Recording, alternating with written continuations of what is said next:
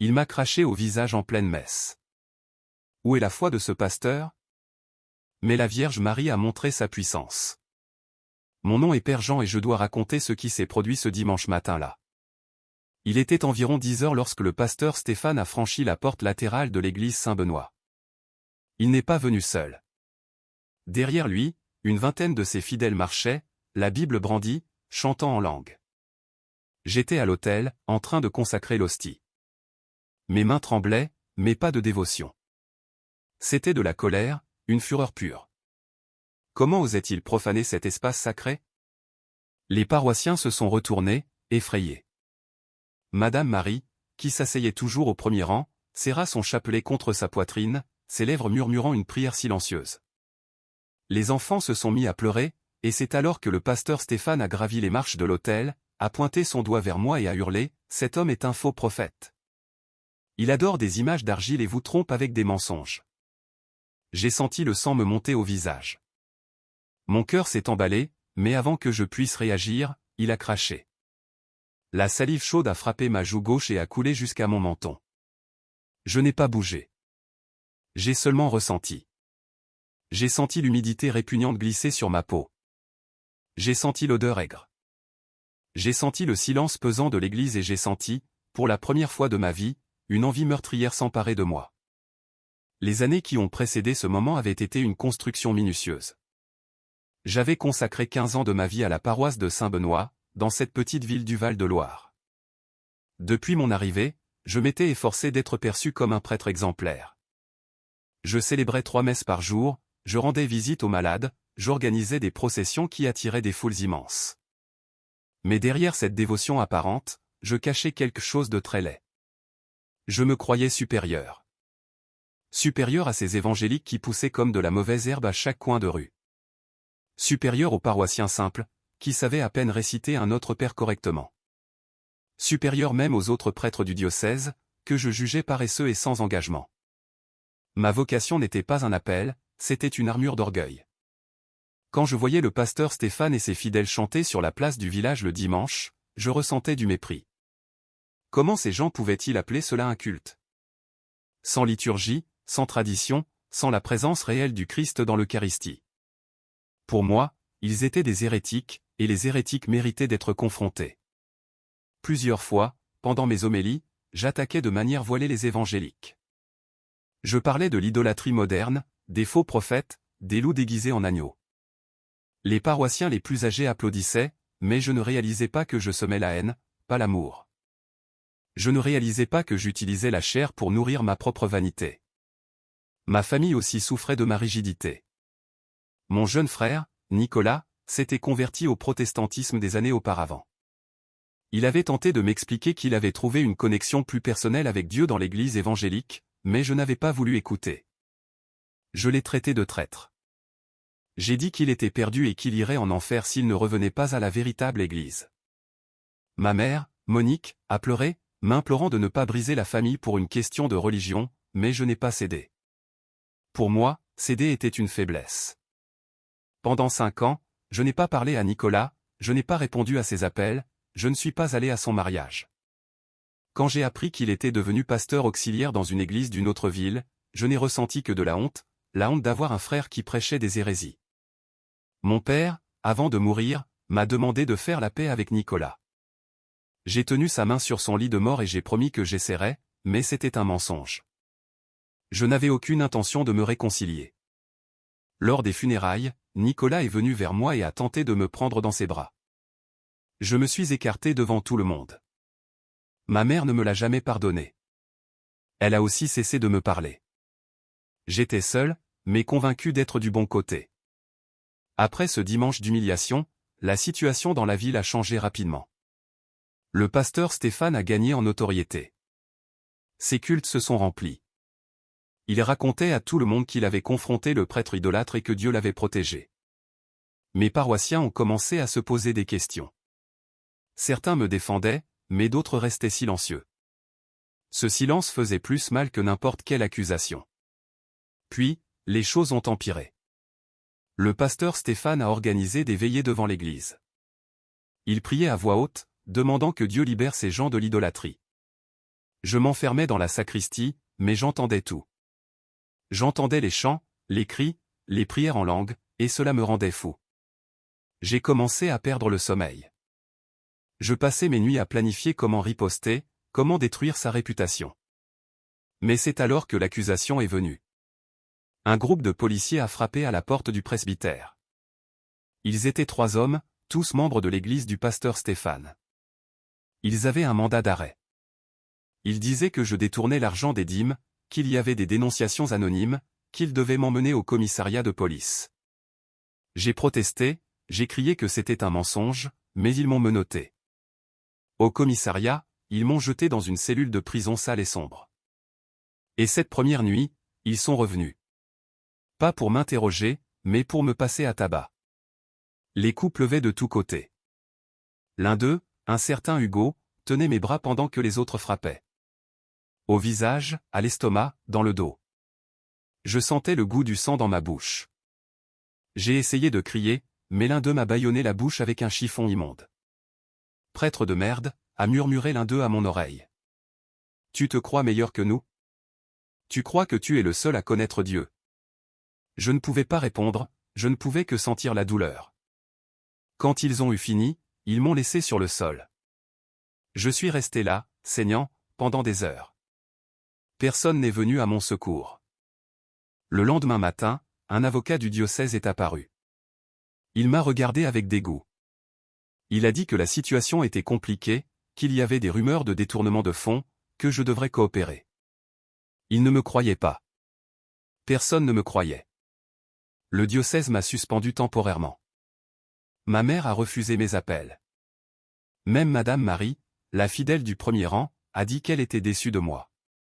J'étais complètement seul et, pour la première fois de ma vie, j'ai eu peur. Peur que tout ce que j'avais construit ne soit qu'un mensonge. Peur que Dieu m'ait réellement abandonné. Peur de mériter tout cela. J'ai passé 7 jours dans cette cellule. 7 jours qui ont semblé 7 ans. Les blessures du passage à tabac me faisaient mal, mais la douleur physique n'était rien comparée au vide qui grandissait en moi.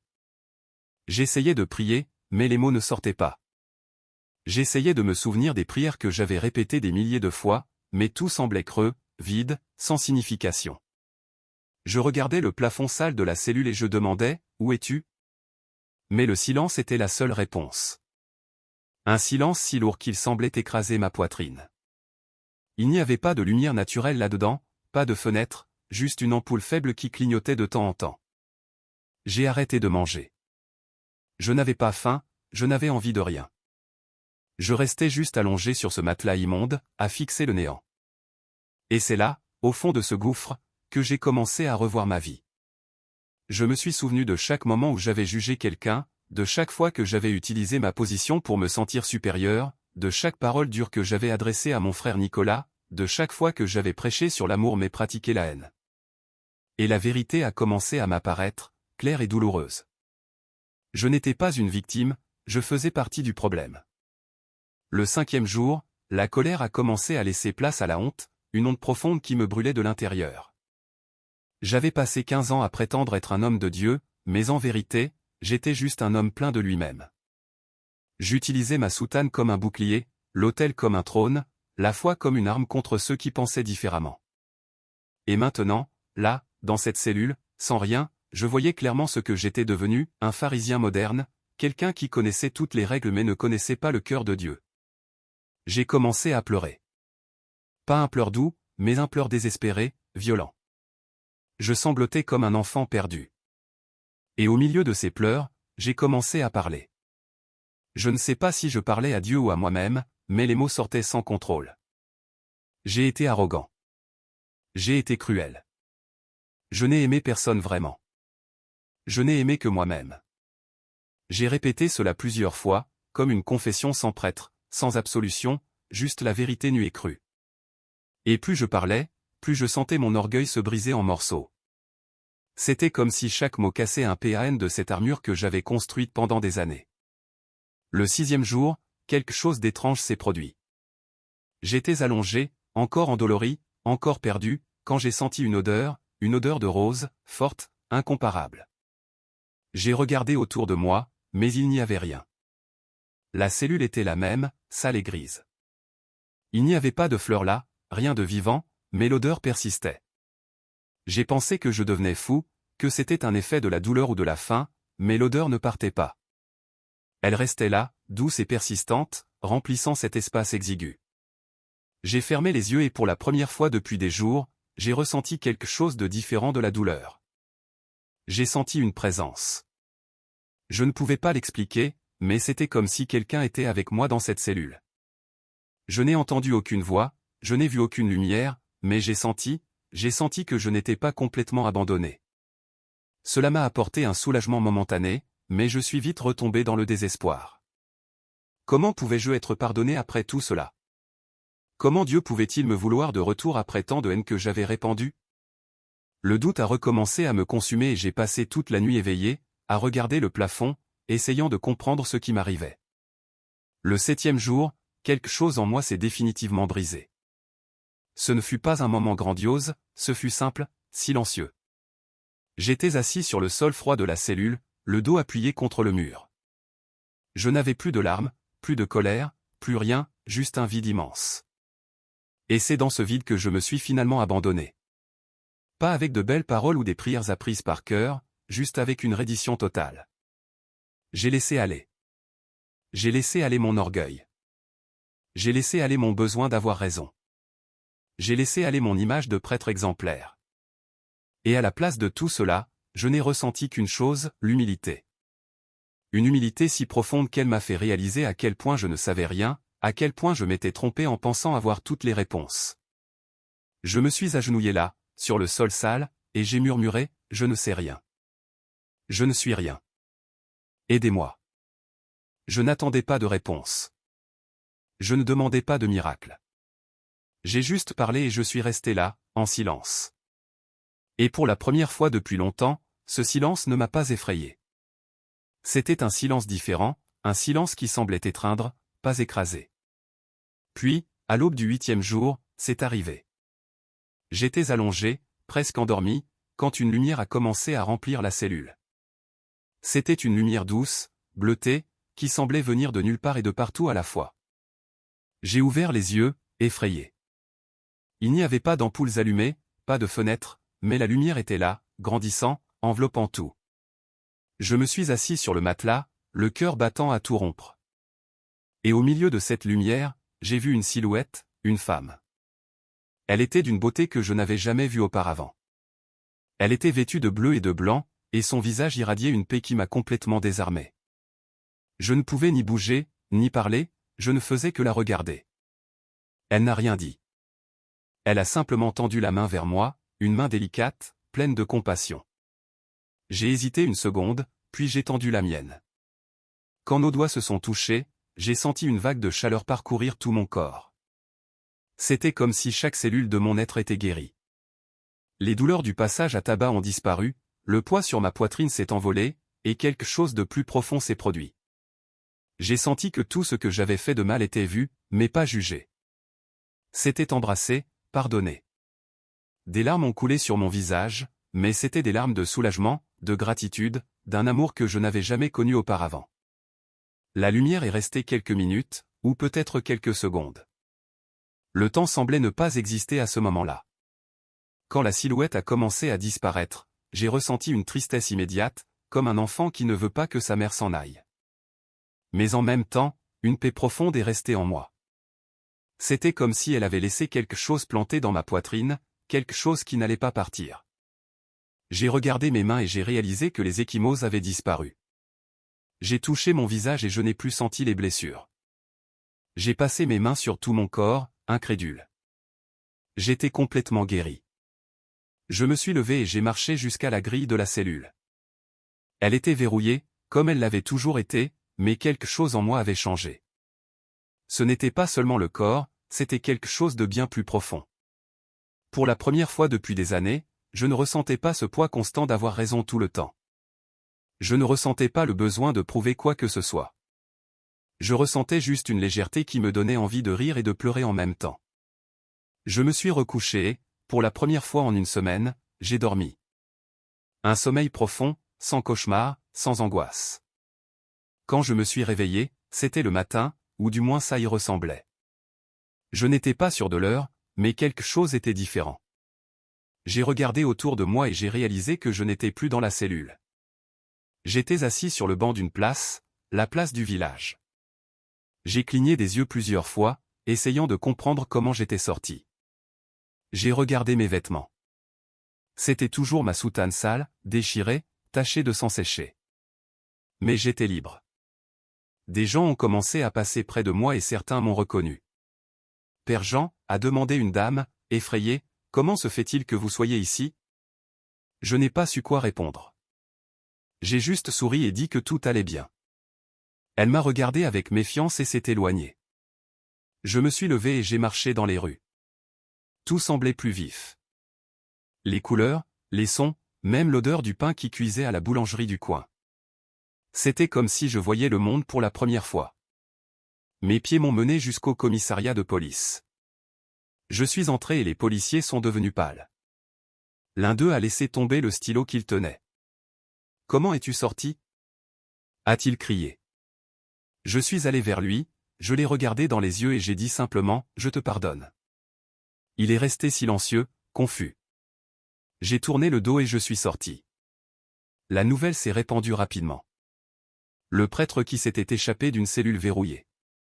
Certains disaient que j'avais soudoyé les gardes, d'autres que j'avais des complices.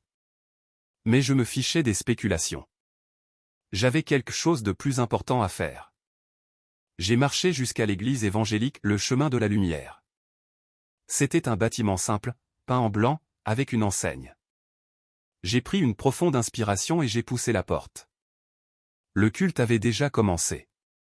Il y avait environ 50 personnes là, chantant, frappant dans leurs mains. Quand ils m'ont vu, le chant s'est arrêté. Le silence a envahi l'endroit. Le pasteur Stéphane était à la chaire. Il m'a regardé et, un instant, j'ai vu de la peur dans ses yeux. J'ai traversé l'allée centrale, sentant le poids de tous les regards sur moi. Je suis arrivé à la chaire et j'ai gravi les marches. Le pasteur Stéphane a reculé d'un pas. Je suis venu demander pardon, ai-je dit, assez fort pour que tous entendent. Son expression est passée de la peur à la confusion. J'ai passé des années à vous mépriser, à penser que j'étais meilleur, à utiliser ma foi comme une excuse pour juger. Et j'avais tort. Les gens ont commencé à murmurer. Certains semblaient choqués, d'autres méfiants. J'ai continué. Je ne suis pas venu ici pour discuter de doctrine. Je ne suis pas venu pour essayer de convertir qui que ce soit. Je suis venu parce que j'ai compris quelque chose de très simple. Dieu n'est enfermé dans aucune dénomination. Il est là où il y a un amour véritable. Et je n'avais pas d'amour, j'avais de l'orgueil. Le pasteur Stéphane est resté silencieux pendant quelques secondes. Puis, à ma grande surprise, ses yeux se sont remplis de larmes. « Père Jean » a-t-il commencé d'une voix étranglée, « moi aussi, je dois demander pardon. J'ai envahi votre messe, je vous ai craché dessus. Cela ne venait pas de Dieu. C'était de la haine déguisée en zèle. Il est descendu de la chaire et s'est tenu en face de moi. Il a tendu la main. Je l'ai serré fermement, puis il m'a pris dans ses bras. Une étreinte forte, sincère. J'ai senti que quelque chose s'était brisé là, non seulement entre nous deux, mais dans toute cette salle. Certaines personnes ont commencé à pleurer, d'autres à applaudir. Et à ce moment-là, j'ai compris que la vraie victoire n'était pas de prouver qui avait raison, mais de choisir l'amour, même quand tout appelait à la vengeance. Dans les semaines qui ont suivi, quelque chose d'extraordinaire a commencé à se produire dans la ville. Le pasteur Stéphane et moi avons organisé des rencontres écuméniques. Ce n'étaient ni des cultes ni des messes, c'étaient des conversations, des moments où catholiques et évangéliques pouvaient s'asseoir ensemble, partager leurs histoires, leurs doutes, leur foi. Au début, il y avait de la résistance. De nombreux catholiques pensaient que je trahissais l'Église. De nombreux évangéliques pensaient que le pasteur Stéphane se vendait. Mais peu à peu, les barrières ont commencé à tomber. Madame Marie, qui s'était toujours assise au premier rang, est venue me voir après l'une de ces réunions. « Mon père, je ne comprends pas tout ce qui se passe, » a-t-elle dit, « mais je vois la paix en vous. » Ces mots m'ont profondément touché, car c'était exactement ce que je ressentais. La paix. Pas une paix qui venait d'avoir raison ou d'avoir gagné, mais une paix qui venait de m'être enfin rendue, d'avoir cessé de me battre contre Dieu et d'avoir commencé à marcher avec lui. J'ai réalisé que pendant des années, j'avais confondu la rigidité avec la sainteté, j'avais confondu la connaissance théologique avec la connaissance de Dieu. Et maintenant, dépouillé de tout cet orgueil, j'apprenais enfin ce que signifiait avoir la foi. Mon frère Nicolas est arrivé en ville quelques semaines plus tard. Il avait entendu parler de ce qui se passait, de la réconciliation entre le pasteur Stéphane et moi, des rencontres écuméniques. Quand nous nous sommes vus, il a hésité, il est resté à la porte de l'église, ne sachant pas s'il devait entrer. Je suis allé vers lui. Mes yeux étaient déjà pleins de larmes avant même que je n'arrive près de lui. « Nicolas » ai-je dit, et ma voix s'est brisée. J'ai été un idiot, un frère horrible, un chrétien de pacotille. Il n'a rien dit, il m'a juste pris dans ses bras. Et nous avons pleuré là, à l'entrée de l'église, comme deux hommes brisés qui avaient enfin retrouvé le chemin l'un de l'autre. « Je te pardonne » a-t-il murmuré à mon oreille. « Et Dieu aussi t'a pardonné. » Ces mots ont été comme un baume. Nous avons passé des heures à discuter. Il m'a parlé de sa vie, de sa femme, des défis d'être pasteur. Et j'ai écouté, vraiment, sans jugement, sans arrogance. J'ai juste écouté avec un cœur ouvert. À la fin, il m'a demandé, « Qu'est-ce qui t'est arrivé, Jean ? Tu n'es plus le même. » J'ai souri et je lui ai tout raconté, la prison, le passage à tabac, le désespoir, et cette aube dans la cellule quand une lumière a rempli l'espace et que j'ai senti sa présence. Nicolas est resté silencieux un moment. Puis il a dit, « Tu sais qui c'était, n'est-ce pas ?» J'ai acquiescé. La Vierge Marie, la mère de Jésus. Il n'a pas discuté, n'a pas tenté de nier ou de réinterpréter. Il a simplement dit, « Si c'est Dieu qui t'a transformé, alors je loue Dieu. » Peu importe comment il a choisi de le faire. Cette réponse m'a surpris, car je m'attendais à de la résistance, à un débat théologique. Mais Nicolas avait raison. En fin de compte, ce qui importait, c'était la transformation. Et j'avais été transformé, non par des arguments ou des études, mais par une expérience qui m'avait brisé et reconstruit. Nicolas est resté en ville quelques jours, a participé aux rencontres écuméniques, a partagé son histoire, et quelque chose de beau s'est produit. Des gens qui se haïssaient auparavant ont commencé à se respecter. Ils n'étaient pas d'accord sur tout, et c'était bien ainsi, mais ils ont appris qu'ils pouvaient être en désaccord sans se détruire. Ils pouvaient avoir des foi différentes sans perdre leur humanité. Et ça, pour moi, c'était le vrai miracle. Le diocèse, cependant, n'a pas vu les choses de la même manière. J'ai été convoqué à une réunion avec Monseigneur Philippe. Il était préoccupé par les rumeurs. On disait que je promouvais le syncrétisme religieux, que je semais la confusion parmi les fidèles, que ma conduite était incompatible avec la doctrine catholique. J'ai tout écouté en silence. Quand il a terminé, j'ai pris une profonde inspiration et j'ai parlé, « Monseigneur, je n'abandonne pas la foi catholique. Je vis simplement ce que le Christ a enseigné. Aimer son prochain, même quand le prochain pense différemment de moi. » Il n'a pas semblé convaincu.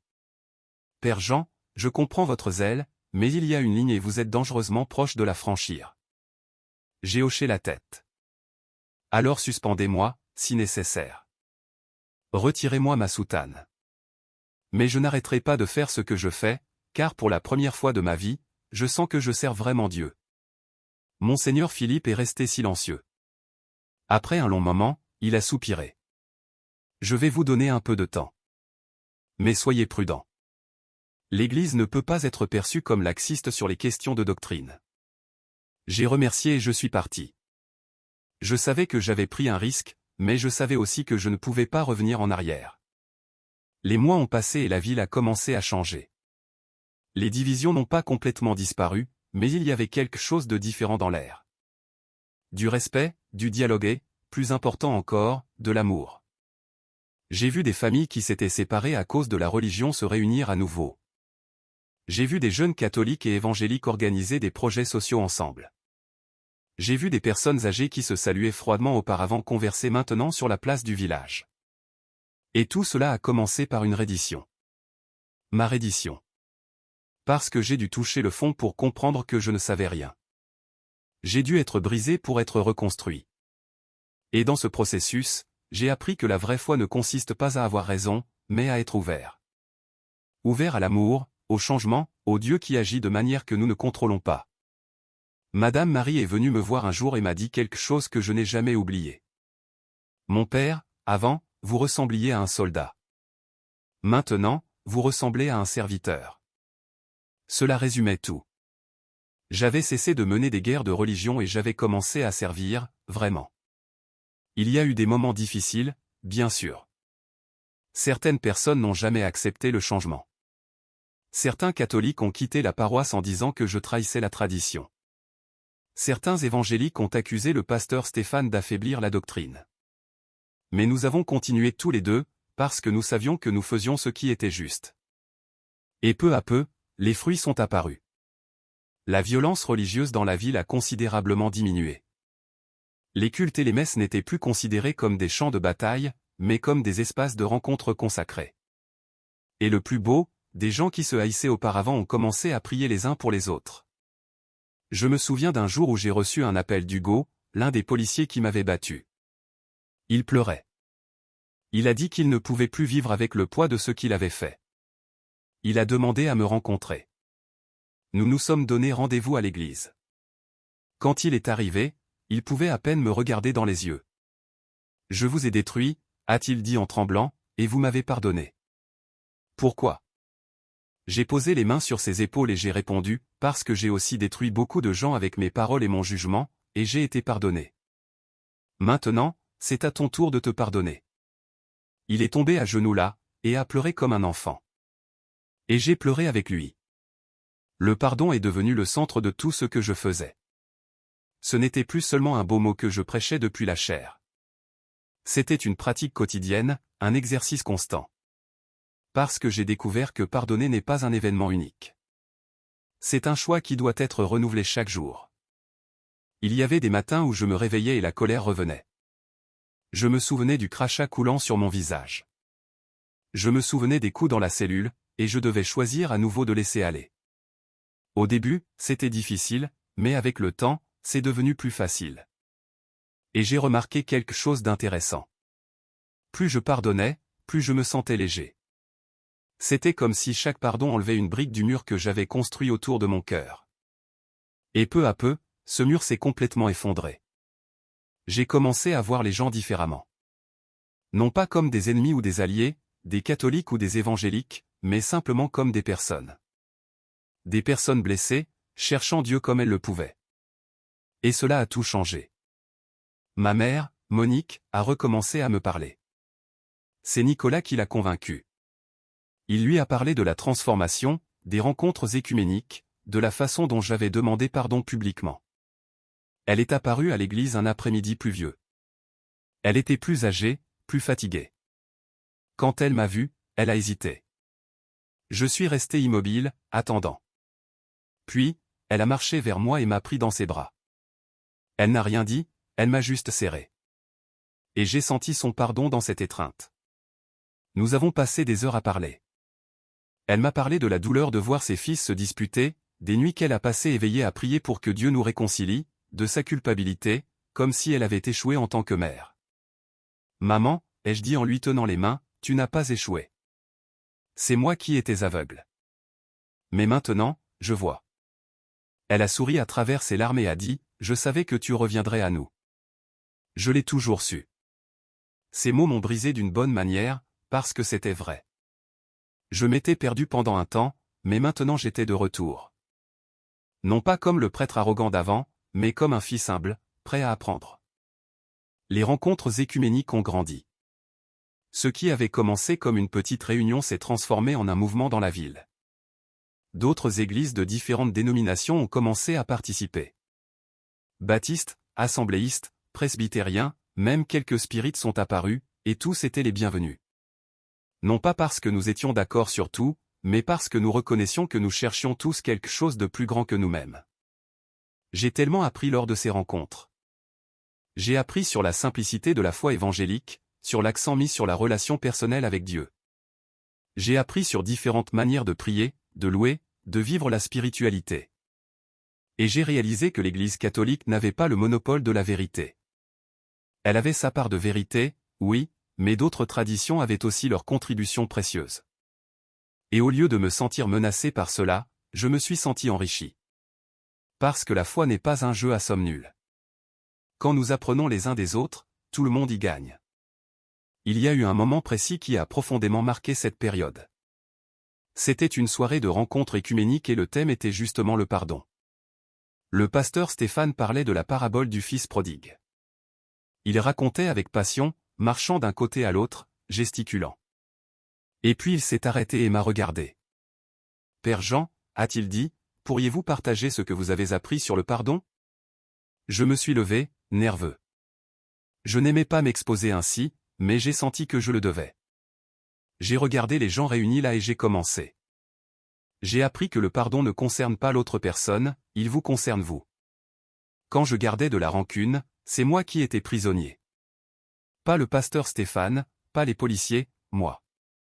Les gens sont restés silencieux, attentifs. J'ai continué. Et j'ai aussi appris que pardonner ne signifie pas oublier.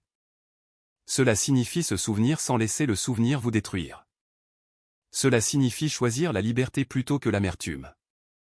Quand j'ai eu fini, plusieurs personnes sont venues me prendre dans leurs bras. Et là, j'ai compris que mon histoire n'était pas seulement la mienne. Elle était celle de nous tous. Nous portons tous des rancœurs, des jugements, de l'orgueil, et nous devons tous apprendre à lâcher prise. Vous êtes-vous déjà senti ainsi aussi? Comme si vous étiez piégé dans un cycle de colère et de jugement sans pouvoir en sortir? J'ai passé des années comme ça et je peux vous dire qu'il n'y a pas de chaîne plus lourde que la haine que nous portons dans notre cœur. Mais je peux aussi vous dire qu'il y a une libération. Et elle commence lorsque nous cessons d'essayer de prouver que nous avons raison et que nous commençons à chercher la vérité avec humilité. Le diocèse a fini par me convoquer à nouveau. Cette fois, le ton était différent. Monseigneur Philippe avait reçu des lettres de paroissiens, mais aussi d'évangéliques, parlant de l'impact des rencontres écuméniques. Il y avait des témoignages de familles réconciliées, de jeunes qui revenaient à la foi, de personnes qui trouvaient de l'espoir. Il m'a regardé avec un mélange de surprise et de respect. « Père Jean, ce que vous faites est inhabituel, mais je ne peux pas nier les fruits. » J'ai souri. « Monseigneur, je ne fais rien d'autre que d'essayer de vivre l'Évangile. Le reste ne dépend pas de moi. » Il a acquiescé, pensif. Puis il a dit quelque chose que je n'ai jamais oublié. Peut-être que vous nous montrez que l'avenir de l'Église n'est pas de se disputer des territoires, mais de construire des ponts. Cela m'a rempli d'espoir, car cela signifiait que le changement était possible, même dans des institutions anciennes et rigides comme l'Église. Le temps a passé et la ville est devenue connue dans la région pour son travail écuménique. D'autres villes ont commencé à nous contacter, voulant savoir comment faire quelque chose de similaire. Des pasteurs et des prêtres de différents endroits venaient nous rendre visite, observer les rencontres, poser des questions. Et chaque fois que je racontais l'histoire, chaque fois que je parlais de cette aube dans la cellule, je voyais les yeux des gens changer. Parce que nous tous, au fond, nous aspirons à quelque chose de réel, quelque chose qui va au-delà des mots et qui touche le cœur. Et quand vous partagez une expérience authentique de transformation, les gens le sentent. Ils reconnaissent la vérité là-dedans. Ils n'ont pas besoin d'être d'accord avec tous les détails, mais ils sentent que quelque chose de Dieu est présent. Un pasteur d'une ville voisine m'a demandé un jour, « Père Jean, n'avez-vous pas peur que cette ouverture affaiblisse votre identité catholique ?» J'ai réfléchi un instant et j'ai répondu, « Au contraire. Maintenant, je suis plus catholique que jamais. Parce que catholique signifie universel. Et j'ai enfin compris ce que cela veut dire. Ma relation avec la Vierge Marie a également changé. Avant, je la voyais comme un outil de débat, une façon de prouver que les catholiques avaient raison et les évangéliques tort. Mais après cette expérience dans la cellule, tout a changé. Elle n'était plus un symbole de division. Elle était une mère. Une mère qui est venue à moi dans mon moment le plus sombre, non pas pour me donner des réponses théologiques, mais pour m'embrasser. Et j'ai appris que c'est ce qu'elle fait. Elle ne discute pas de doctrine, elle console, elle guérit, elle pointe vers son Fils. J'ai commencé à prier le rosaire différemment. Non pas comme une obligation ou une tradition, mais comme une conversation. Et je sentais qu'elle écoutait. Pas de manière magique ou superstitieuse, mais d'une façon qui apportait la paix à mon cœur. Et j'ai réalisé que les évangéliques n'avaient pas besoin d'être d'accord avec moi là-dessus. Ils avaient leur propre façon de se connecter à Dieu. Et c'était bien ainsi. Parce qu'au final, nous marchons tous vers le même endroit. Il y a eu un épisode qui a bien illustré cette nouvelle compréhension. Lors d'une des rencontres, une jeune évangélique a levé la main et a posé une question difficile. « Père Jean, je vous respecte beaucoup, mais je ne comprends toujours pas pourquoi vous, les catholiques, priez Marie.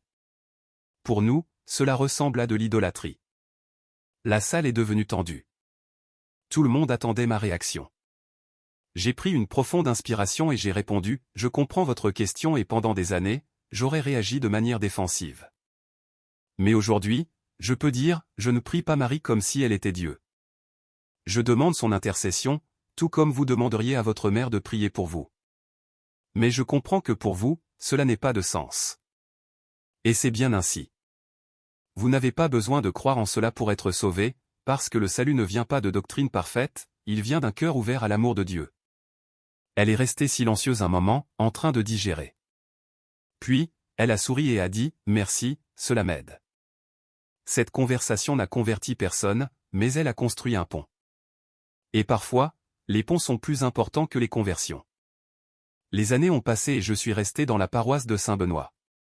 Le diocèse ne m'a jamais transféré, même avec toutes les tensions initiales.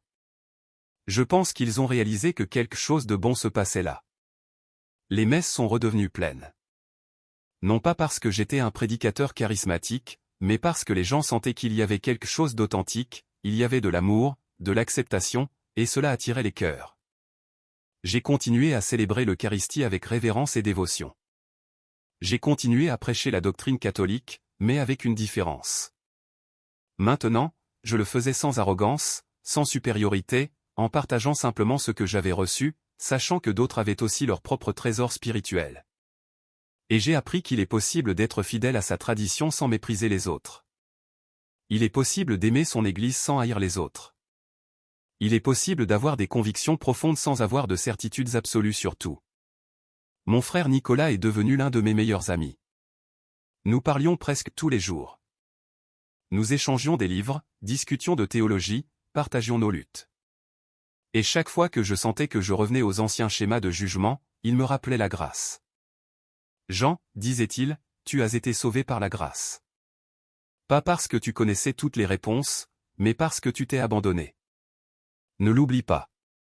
Et je n'oubliais pas, parce que c'était vrai. Je n'étais pas devenu une meilleure personne par mes propres efforts. J'ai été transformé par quelque chose de bien plus grand que moi, par une expérience d'amour inconditionnel qui a brisé toutes mes défenses. Et maintenant, ma mission était simple, partager cet amour. Ne pas imposer, ne pas convaincre, juste partager et laisser Dieu faire le reste. Parce qu'en fin de compte, la conversion est l'œuvre de Dieu, pas la nôtre. Notre part est juste d'aimer et de faire confiance. La transformation ne s'est pas limitée aux questions religieuses, elle s'est étendue à d'autres domaines de la vie de la ville. J'ai remarqué que lorsque les gens apprennent à se respecter malgré les différences de foi, ils commencent aussi à se respecter dans d'autres domaines. Les divisions politiques ont diminué. Les conflits familiaux ont trouvé des voies de résolution. Des jeunes qui s'affrontaient auparavant dans des groupes rivaux ont commencé à travailler ensemble sur des projets communautaires. C'était comme si cette petite graine de réconciliation plantée entre le pasteur Stéphane et moi avait germé et s'était répandue dans toute la ville. Et j'y voyais la main de Dieu. Pas d'un Dieu qui choisit des camps ou favorise des dénominations, mais d'un Dieu qui cherche l'unité, l'amour, la paix entre ses enfants. Et cette vision m'a rempli d'une joie profonde, car cela signifiait que le travail n'était pas vain. Chaque conversation difficile, chaque pont construit, chaque pardon offert créait quelque chose de beau et de durable. Madame Marie, qui avait été si fidèle pendant toutes ces années, est décédée à 87 ans. J'étais à ses côtés dans ces derniers moments. Elle a tenu ma main et a dit d'une voix faible mais ferme, « Mon père, merci de m'avoir appris que Dieu est plus grand que nos petites boîtes. » Ce furent presque ses dernières paroles et elles m'ont profondément marqué parce qu'elles résumaient tout. Pendant des années, j'ai essayé de mettre Dieu dans une boîte appelée catholicisme. Je pensais qu'il y tenait, qu'il pouvait être entièrement compris et contrôlé dans ses limites. Mais Dieu ne tient pas dans des boîtes. Il est infiniment plus grand, plus mystérieux, plus surprenant que n'importe quel système théologique ne peut le décrire. Et quand j'ai finalement accepté cela, quand j'ai cessé d'essayer de contrôler et que j'ai commencé à m'émerveiller, ma foi est devenue vraiment vivante. Les funérailles de Madame Marie ont été un événement marquant.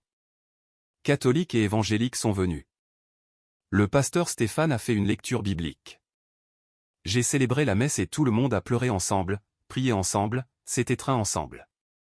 C'était la preuve vivante que quelque chose avait changé dans la ville. Mais tout n'était pas rose. Il y a eu des moments de crise, des moments où de vieux schémas ont tenté de revenir. Je me souviens d'une occasion où un groupe de catholiques traditionalistes est venu d'une autre ville pour protester contre les rencontres écuméniques. Ils disaient que je trahissais l'Église, que je promouvais des hérésies, que je menais les âmes à la perdition. Ils ont installé un campement devant l'église et prié le rosaire à voix haute, comme s'ils faisaient un exorcisme. Au début, j'ai senti la vieille colère monter. Je voulais les affronter, les expulser, défendre ma position. Mais ensuite, je me suis souvenu de la cellule, de la lumière, de la façon dont j'ai été transformé précisément lorsque j'ai cessé de me battre. Alors, je suis sorti de l'église, j'ai marché vers eux et j'ai demandé à participer au rosaire. Ils étaient confus. Certains ont essayé de m'en empêcher, mais je me suis agenouillé là, sur le sol, et j'ai commencé à prier avec eux. Et quelque chose d'intéressant s'est produit. L'atmosphère a changé, la tension a diminué. Quand le rosaire s'est terminé, l'un des chefs du groupe m'a regardé et a demandé « Pourquoi faites-vous cela ?» J'ai répondu « Parce que j'aime aussi la Vierge Marie et je crois qu'elle ne veut pas voir ses enfants se battre. » Cela les a désarmés. Ça n'a pas convaincu tout le monde, mais ça a planté un doute. Et le doute est parfois le premier pas vers la transformation. Le pasteur Stéphane a fait face à des défis similaires. Certains membres de son église l'ont accusé de se rapprocher trop du catholicisme. Il disait qu'il compromettait la pureté de l'évangile. Il y a même eu une tentative de le destituer de sa direction, mais la majorité des fidèles l'ont soutenu, parce qu'eux aussi avaient fait l'expérience de la transformation. Ils avaient vu des familles se réconcilier, ils avaient vu l'amour remplacer la haine, et ils ne voulaient pas revenir en arrière. Pendant cette période difficile, le pasteur Stéphane et moi nous rencontrions fréquemment pour prier et nous encourager mutuellement. Et j'ai remarqué quelque chose de beau. Nous étions devenus de vrais frères en Christ. Non pas parce que nous étions d'accord sur tout, mais parce que nous partagions la même mission. La mission d'aimer, de réconcilier, de construire des ponts là où il y avait autrefois des murs. Et cette union est devenue notre plus grande force. Quand l'un de nous était attaqué, l'autre le défendait. Quand l'un doutait, l'autre l'encourageait. Et ensemble, nous avons réussi à résister aux tempêtes. Les années ont apporté la sagesse, et avec la sagesse est venue la compréhension que la foi est un chemin, pas une destination. Nous n'atteindrons jamais un point où nous savons tout, comprenons tout, contrôlons tout. Et c'est une bonne chose, car cela maintient l'humilité vivante, cela maintient le cœur ouvert, cela maintient l'esprit curieux. J'ai appris à poser des questions au lieu de simplement donner des réponses. J'ai appris à dire « je ne sais pas » sans peur. J'ai appris qu'il est possible d'avoir des convictions profondes et d'être quand même ouvert à apprendre de ceux qui pensent différemment. Et cette posture a attiré beaucoup de gens, surtout les jeunes. Ils étaient fatigués des certitudes absolues qui n'avaient pas de sens avec leurs expériences. Ils étaient fatigués des guerres de religion qui ne créaient que de la division. Ils voulaient quelque chose de réel, d'authentique. Et quand ils ont vu qu'il était possible d'avoir la foi sans arrogance, beaucoup sont revenus à l'Église. Non pas parce que je les ai convaincus avec des arguments brillants, mais parce qu'ils ont vu quelque chose qui résonnait avec leur cœur. Aujourd'hui, quand je regarde en arrière, je vois clairement la main de Dieu qui a tout conduit. Même dans les moments les plus sombres, même quand je pensais être perdu pour toujours, il était là, préparant le terrain, brisant mon orgueil, me façonnant. Et je comprends maintenant que cette expérience dans la cellule n'était pas seulement pour mon salut personnel. C'était pour me préparer à une mission plus grande, une mission de réconciliation qui impacterait non seulement moi, mais toute une communauté. Et cela me remplit de gratitude. Gratitude d'avoir été brisé, parce que c'est seulement ainsi que j'ai pu être reconstruit. Gratitude d'avoir tout perdu, parce que c'est seulement ainsi que j'ai découvert ce qui compte vraiment. Gratitude même pour l'humiliation et la souffrance, parce que ce sont elles qui ont ouvert mon cœur à la transformation. Et quand je partage cette histoire, je vois le même processus se produire chez d'autres personnes. Je vois des cœurs endurcis commencer à s'adoucir. Je vois des murs tomber. Je vois des ponts se construire. Et je sais que ce n'est pas moi qui fais cela. C'est Dieu. Je ne suis qu'un instrument. Un instrument imparfait, mais disponible. La petite ville du Val-de-Loire est aujourd'hui différente de ce qu'elle était il y a 10 ans. Il y a encore des défis, bien sûr, encore des gens qui résistent au changement, mais quelque chose de fondamental a changé. Il existe maintenant un espace pour le dialogue. Il y a du respect entre les différentes communautés de foi. Il y a la compréhension que nous pouvons marcher ensemble, même sans être d'accord sur tout. Et cela a créé une culture de paix qui s'étend au-delà des questions religieuses. Les écoles ont commencé à enseigner la tolérance et le respect des différences. Les entreprises ont mis en place des politiques d'inclusion. Les familles ont appris à vivre avec la diversité d'opinions. Et tout cela trouve ses racines dans ce moment où un prêtre arrogant et un pasteur intolérant ont décidé de se pardonner et de se réconcilier. C'est incroyable comme une petite décision peut avoir des conséquences si grandes, comme un choix d'amour peut transformer non seulement des individus, mais toute une communauté. Et cela me donne de l'espoir pour le monde, car si c'est arrivé ici, cela peut arriver n'importe où. Ma relation avec la foi a également mûri d'une manière que je n'aurais jamais imaginée. J'ai découvert que la vraie spiritualité ne consiste pas à suivre des règles parfaitement ou à avoir toutes les réponses théologiques. Elle consiste à cultiver un cœur qui aime, un cœur qui pardonne, un cœur qui s'ouvre au mystère de Dieu. Et cela peut se produire dans n'importe quelle tradition religieuse. Catholiques, évangéliques, orthodoxes, même des personnes d'autres religions peuvent faire l'expérience de cette transformation, car en fin de compte, Dieu n'est pas prisonnier de nos catégories. Il agit là où il y a de l'ouverture, de l'humilité, une recherche sincère. Et mon rôle n'est pas de juger qui a raison ou tort. Mon rôle est de témoigner de ce qui m'est arrivé et de faire confiance que Dieu fera le même travail dans le cœur des autres personnes de la manière qu'il jugera la meilleure. Cette liberté m'a apporté une paix que je n'avais jamais connue auparavant. Je n'ai plus besoin de porter le poids de sauver tout le monde. Je n'ai plus besoin d'avoir toutes les réponses. Je peux juste être moi-même, avec mes limites et mes imperfections, et faire confiance que cela suffit. Le pasteur Stéphane continue de diriger son église. Nous organisons toujours des rencontres régulières, bien qu'elles soient maintenant moins fréquentes car elles font déjà partie de la culture de la ville. Mais nous restons des amis proches. Nous déjeunons ensemble au moins une fois par mois. Nous discutons de théologie, nous partageons nos luttes, nous prions l'un pour l'autre, et parfois nous rions, tout simplement. Nous rions de notre bêtise passée. Nous rions de la façon dont nous nous sommes presque détruits l'un l'autre à cause de différences qui, dans le grand schéma des choses, n'étaient pas si importantes. Et je remercie Dieu pour lui, pour avoir mis cet homme sur mon chemin, car sans lui, sans cette confrontation douloureuse, je n'aurais peut-être jamais été brisé. Et si je n'avais pas été brisé, je n'aurais jamais été transformé. C'est étrange comme Dieu utilise même nos ennemis pour nous façonner, comme il transforme les tragédies en triomphe. Comme il tire la beauté des cendres. Et c'est ça, le vrai miracle. Pas la lumière dans la cellule, pas la guérison instantanée, mais la transformation continue d'un cœur qui apprend à aimer de plus en plus. Aujourd'hui, quand je célèbre la messe, je le fais avec un sentiment très différent. Il ne s'agit plus de performance ou de contrôle.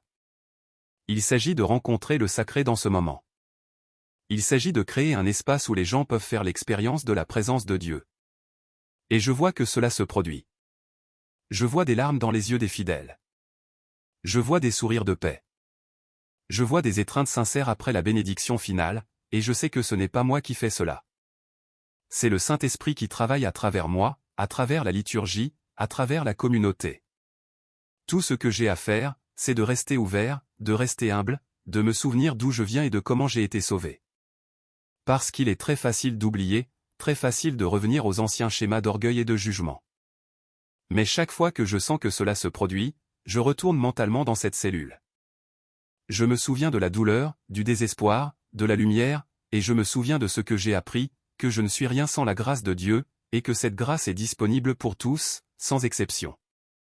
Récemment, j'ai été invité à donner une conférence dans un séminaire sur le dialogue interreligieux. J'étais nerveux. Je ne suis pas un universitaire. Je n'ai pas de titres impressionnants. Je suis juste un prêtre de campagne qui a vécu une expérience transformatrice.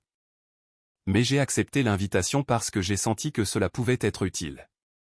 Quand je suis arrivé là-bas, j'ai vu une salle pleine de séminaristes, de prêtres, d'évêques, même quelques cardinaux, tous très sérieux, avec leurs soutanes impeccables et leurs visages graves. J'ai commencé par raconter mon histoire. Je n'ai rien omis. J'ai parlé de mon orgueil, de mon arrogance, de la façon dont je méprisais les évangéliques. J'ai parlé du crachat au visage, du passage à tabac, du désespoir dans la cellule, et j'ai parlé de la lumière, de la présence de la Vierge Marie, de la transformation qui a suivi. Quand j'ai eu fini, il y a eu un long silence. J'ai pensé que j'avais peut-être trop parlé, trop exposé. Mais alors, un vieil évêque a levé la main, les larmes aux yeux. Il a dit, « Père Jean, merci pour votre honnêteté. » Beaucoup d'entre nous ont besoin d'entendre cela, parce que nous luttons aussi avec l'orgueil, nous jugeons aussi, et parfois nous oublions que notre rôle est d'aimer, pas de condamner. Cela m'a profondément touché parce que j'ai réalisé que je ne suis pas seul dans cette lutte. Nous tous, à des degrés divers, luttons avec les mêmes tentations. Après la conférence, plusieurs séminaristes sont venus me voir. Ils voulaient parler, poser des questions, partager leurs propres doutes. L'un d'eux, un jeune homme nommé Lucas, m'a dit, « Mon père, je pense à quitter le séminaire parce que je vois tellement d'hypocrisie, de jugement, de préoccupation pour les règles et si peu d'amour véritable. » J'ai regardé dans ses yeux et j'ai vu mon moi plus jeune, plein d'idéaux mais désillusionné par la réalité de l'institution. « Lucas, ai-je dit, n'abandonne pas. Parce que l'Église a besoin de gens comme toi. Des gens qui se soucient de l'essence, pas seulement de l'apparence. Mais comprends une chose, tu ne trouveras jamais une communauté parfaite, parce que les communautés sont faites de personnes, et les personnes sont imparfaites. Ce que tu peux faire, c'est être le changement que tu veux voir. Sois un prêtre qui aime vraiment, qui pardonne vraiment, qui construit des ponts au lieu de murs, et fais confiance que cela fera une différence. » Il a réfléchi un moment, puis il a souri. « Merci. J'avais besoin d'entendre ça. » Nous avons parlé pendant encore 1 heure, et quand nous nous sommes quittés, j'ai senti que j'avais transmis ce que j'avais reçu, que la transformation se multipliait. L'expérience au séminaire m'a fait réfléchir à l'avenir de l'Église. Nous sommes à un moment critique. Le monde a beaucoup changé au cours des dernières décennies. Les gens n'acceptent plus l'autorité aveugle. Ils veulent de l'authenticité, de la transparence, ils veulent voir de la cohérence entre ce que nous prêchons et comment nous vivons. Et l'Église en tant qu'institution a encore du mal à s'adapter à cette nouvelle réalité. Mais je crois qu'il y a de l'espoir, car il y a des gens au sein de l'Église qui comprennent cela, qui sont prêts à changer, qui sont ouverts à ce que le Saint-Esprit les guide dans de nouvelles directions. Et mon rôle, aussi petit soit-il, est de contribuer à ce changement. Non par des révolutions ou des rébellions, mais par le témoignage de vie. En montrant qu'il est possible d'être fidèle à la tradition sans en être prisonnier, qu'il est possible d'avoir des convictions profondes sans être intolérant, qu'il est possible d'aimer l'Église tout en reconnaissant ses défauts. Et ce n'est pas facile. Cela demande de l'équilibre, de la sagesse, beaucoup de prières. Mais c'est possible et nécessaire. Ma mère est décédée il y a 2 ans. Ce fut un départ tranquille. Elle était en paix. Dans ces derniers jours, elle m'a appelé et m'a dit, « Jean, j'ai toujours prié pour que tu sois un bon prêtre. Mais maintenant, je vois que Dieu a fait de toi quelque chose de mieux. Il a fait de toi un homme bon. » Ces mots m'ont brisé parce que c'était le plus grand compliment que je pouvais recevoir. Pas sur mes compétences de prêtre, mais sur qui j'étais devenu en tant que personne. Aux funérailles, Nicolas et moi avons célébré ensemble. J'ai fait la messe. Il a fait une prédication. Et c'était beau de voir les 2 traditions s'unir pour honorer une femme qui les aimait tant tous les 2. Après les funérailles, j'ai trouvé une lettre qu'elle m'avait écrite. Elle y disait qu'elle était fière de voir ses fils réconciliés, que toutes les prières et les larmes en avaient valu la peine, et qu'elle pouvait maintenant partir en paix, sachant qu'elle laissait une famille unie. J'ai lu cette lettre plusieurs fois et chaque fois, j'ai pleuré, parce que j'ai réalisé que la réconciliation n'avait pas seulement bénéficié à Nicolas et à moi. Elle a bénéficié à toute notre famille. Elle a apporté la guérison à de vieilles blessures. Et c'est ça, le pouvoir de la réconciliation. Elle n'affecte jamais seulement les personnes directement impliquées. Elle se propage, touche les autres, crée des vagues de transformation. Aujourd'hui, à 63 ans, je continue de servir dans la paroisse de Saint-Benoît. Mes cheveux sont blancs, mon dos me fait mal après de longues messes, mais mon cœur est léger, parce que j'ai appris ce qui compte vraiment. J'ai appris que les titres ne définissent pas qui nous sommes, que les doctrines parfaites ne garantissent pas le salut, que ce qui compte vraiment à la fin, c'est l'amour. L'amour que nous donnons, l'amour que nous recevons, l'amour dont nous témoignons. Et cet amour vient de Dieu. Pas de nos propres forces ou mérites, mais de la grâce divine qui nous atteint, même quand nous ne le méritons pas. Et quand on comprend cela, quand on l'intériorise vraiment, tout change.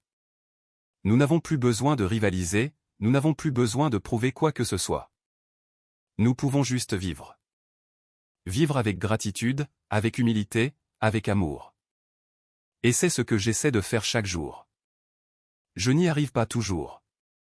Je fais encore des erreurs, je juge encore parfois. Mais maintenant, je le reconnais rapidement, je demande pardon et je continue d'avancer. Parce que la sainteté ne consiste pas en la perfection, elle consiste en la persévérance dans la recherche d'un cœur qui aime de plus en plus. Il y a quelque chose que j'ai appris sur la souffrance que je veux partager. Pendant des années, je voyais la souffrance comme une punition. Quand quelque chose de mal arrivait, je pensais que Dieu était en colère ou que j'avais fait quelque chose de mal. Mais maintenant, je comprends différemment. La souffrance, lorsqu'elle est acceptée et offerte, peut devenir un instrument de transformation.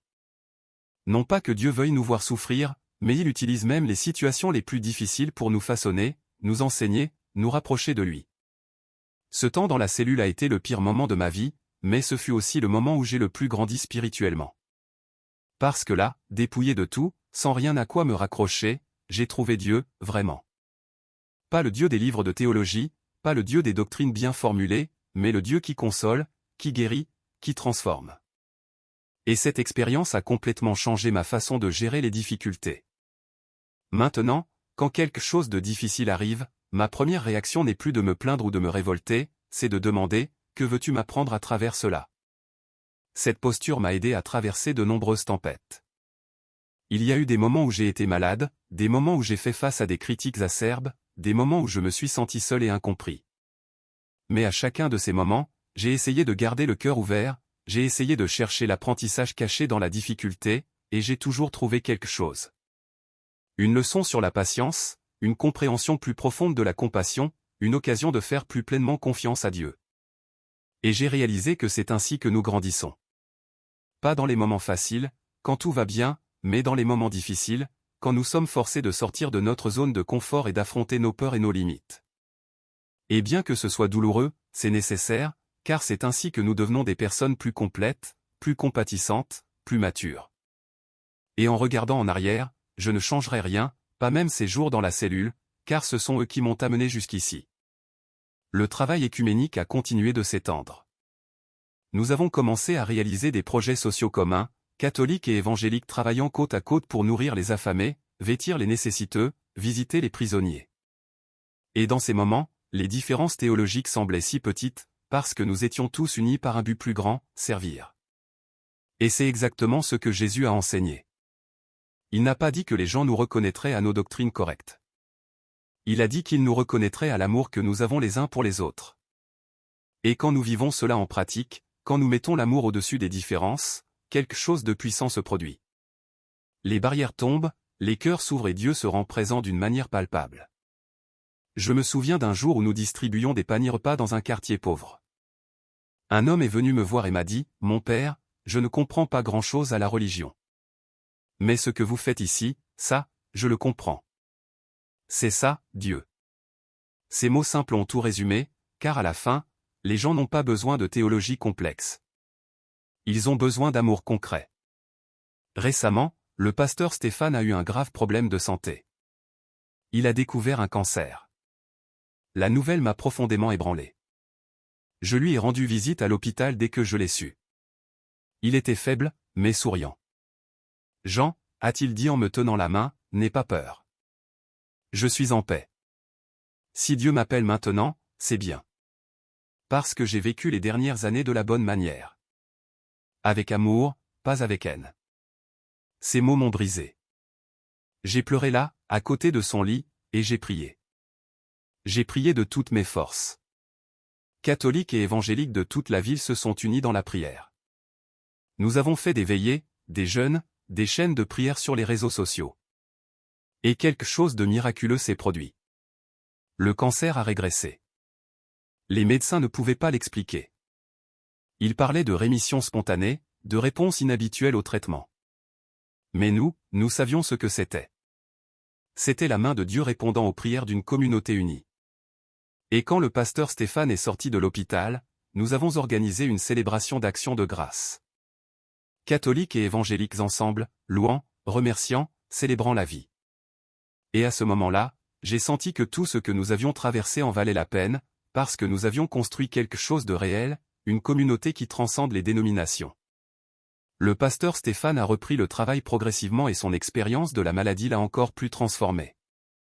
Il est devenu plus doux, plus patient, plus reconnaissant pour chaque jour, et il partageait cela dans ses prédications. J'ai appris, disait-il, que la vie est trop courte pour la gaspiller en querelle, trop précieuse pour la passer en jugement. Nous devons aimer avec urgence, car nous ne savons pas combien de temps nous avons.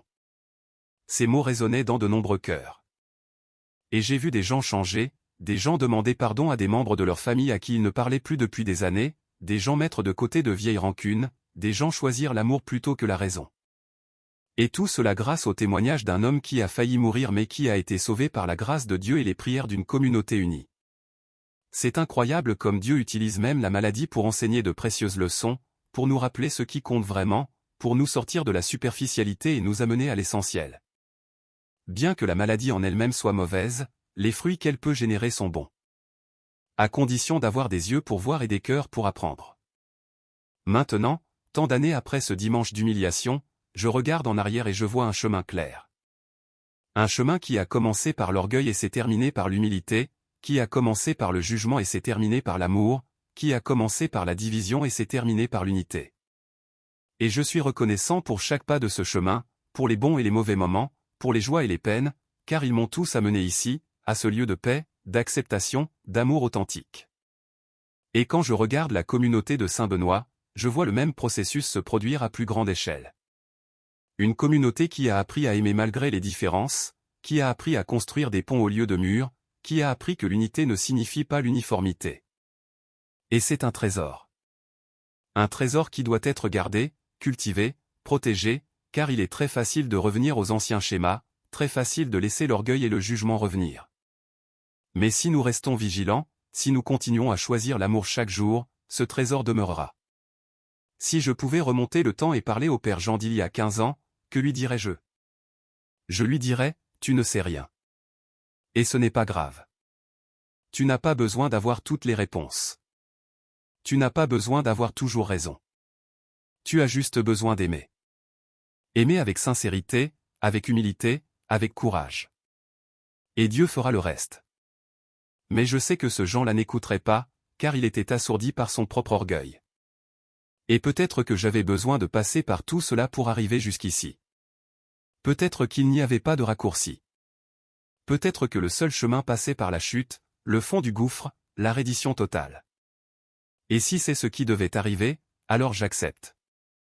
J'accepte avec gratitude, car le résultat valait chaque larme, chaque douleur, chaque moment de désespoir. Ça valait le coup, parce que maintenant je vis, vraiment. Non plus prisonnier d'une armure de religiosité, mais libre d'aimer, de me tromper, d'apprendre, de grandir. Et cette liberté est le plus grand cadeau que j'ai jamais reçu. Il y a des jours où je me surprends à penser à cette lumière dans la cellule, à cette présence féminine qui a tout changé. Et je me demande, pourquoi moi? Pourquoi ai-je été choisi pour cette expérience? Je n'ai pas de réponse. Je ne pense pas que ce soit parce que je le méritais. Je n'étais certainement pas meilleur que tant d'autres. Peut-être que c'était simplement parce que j'étais au fond du gouffre, complètement brisé, complètement ouvert. Et peut-être que c'est ce que Dieu cherche. Pas des gens parfaits, mais des gens brisés qui sont prêts à s'abandonner. Et si c'est la raison, alors mon message pour vous est simple. N'ayez pas peur de vous briser. N'ayez pas peur d'admettre que vous ne savez rien. N'ayez pas peur de vous abandonner complètement. Parce que c'est là, dans ce lieu de vulnérabilité totale, que Dieu peut travailler. C'est là que la transformation se produit. C'est là que nous découvrons qui nous sommes vraiment et pourquoi Dieu nous a créés. Et je peux garantir, par expérience personnelle, que cela en vaut la peine. Cela vaut chaque moment de douleur, car de l'autre côté, il y a la vie. La vie abondante, la vie pleine, la vie transformée. J'ai aussi appris l'importance du silence. Nous vivons dans un monde si bruyant, si plein d'opinions, si saturé d'informations. Et dans tout ce bruit, nous perdons la capacité d'écouter. Écouter nous-mêmes, écouter les autres, écouter Dieu. Pendant ces jours dans la cellule, le silence était oppressant au début, mais il est ensuite devenu mon plus grand professeur. C'est dans le silence que j'ai entendu les vérités les plus importantes. C'est dans le silence que j'ai réalisé mes erreurs. C'est dans le silence que j'ai senti la présence de Dieu. Et depuis, je cultive des moments de silence chaque jour. Je me lève tôt, avant le lever du soleil. Je m'assois dans la sacristie vide et je reste juste là. Ne récitant pas de prières apprises par cœur, ne demandant rien. Juste en étant présent, ouvert. Et dans ces moments, je ressens une connexion profonde avec le divin, une connexion qui ne dépend pas de mots ou de rituels, juste de la présence. Et cela me renouvelle, me prépare à affronter la journée, me rappelle qui je suis et qui je sers. La gratitude est également devenue une pratique constante. Avant, je ne remerciais que lorsque de bonnes choses arrivaient, quand je recevais des compliments, quand les messes étaient pleines, quand tout allait bien. Mais maintenant, j'ai appris à remercier toujours. Je remercie dans les difficultés, parce qu'elles m'enseignent. Je remercie dans les déceptions, parce qu'elles m'humilient. Je remercie même dans les moments de douleur, parce qu'ils me rapprochent de Dieu. Et j'ai découvert que la gratitude transforme tout. Quand nous regardons la vie avec des yeux reconnaissants, même les situations les plus difficiles révèlent leur but. Rien n'est gaspillé, rien n'est vain. Tout, absolument tout, peut être utilisé pour notre croissance et notre transformation. Et cela apporte une paix profonde, car cela signifie que nous ne sommes pas à la merci du hasard, qu'il y a un but même quand nous ne pouvons pas le voir, qu'il y a une main qui guide, même quand nous nous sentons perdus. Et faire confiance à cela, se reposer sur cela, c'est la vraie foi. La relation avec mon frère Nicolas reste l'une des plus grandes bénédictions de ma vie. Récemment, il m'a dit quelque chose qui m'a marqué. Jean, sais-tu quel a été le plus grand miracle de toute cette histoire? Ce n'était pas la lumière dans la cellule, ni ta guérison physique. C'était le fait que tu aies demandé pardon. Parce que cela a exigé une mort. La mort de ton ego, de ton besoin d'avoir raison, de ton image de prêtre parfait. Et cette mort est le vrai miracle, car ce n'est qu'après elle que la résurrection peut avoir lieu. Je suis resté silencieux, digérant ses paroles, et j'ai réalisé qu'il avait raison. La vraie transformation exige toujours une mort. La mort de nos illusions, de nos attachements, de nos fausses identités. Et ce n'est que lorsque nous mourrons à tout cela que nous pouvons renaître. Renaître en tant que qui nous sommes vraiment. En tant que fils aimé de Dieu, sans masque, sans défense, sans prétention. Et vivre à partir de ce lieu est libérateur. C'est comme respirer de l'air pur après des années d'étouffement. Aujourd'hui, quand je célèbre la messe, je fais une prière silencieuse avant de commencer. Je remercie pour le chemin parcouru, je remercie pour la chute, je remercie pour la restauration. Et je demande que Dieu continue de m'utiliser, malgré mes limites, pour apporter l'amour dans le monde.